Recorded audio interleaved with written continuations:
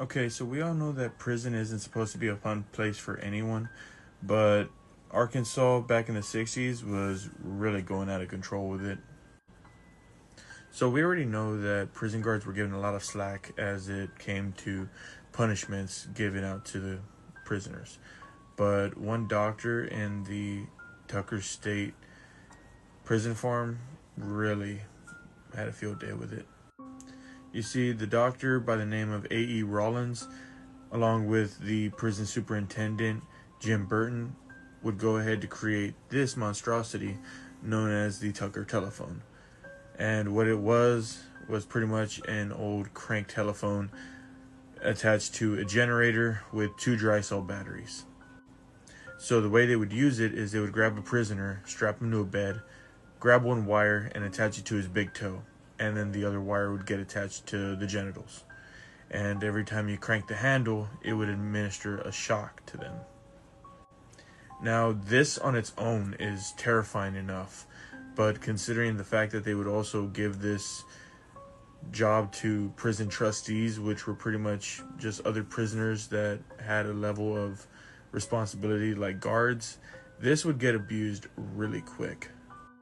They would often administer a series of shocks to the same person until they were on the verge of passing out, and they would call this making a long distance call. And as one would expect, the victims of this device would end up getting permanent organ damage as well as PTSD, which, I mean, that's understandable.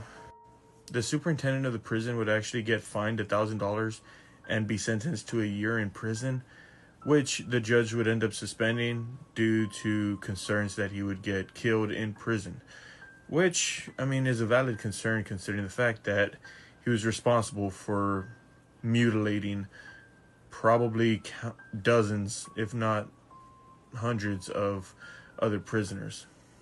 Now, even though this hasn't been used in nearly 50 years, I still think there's something we can learn from it. Like, every device has its purpose. We just need to find it. And honestly, I think it's time we should bring it back. But hear me out. We use it on the pedophiles in prison. I mean, we can all agree that no one likes them, not even other prisoners. And I mean, the added bonus of them getting organ damage to that specific area, I mean, that's just a win-win for everyone. Thank you all for watching, and until next time, if you end up finding yourself inside of an Arkansas prison, maybe wait a bit before you ask for your phone call.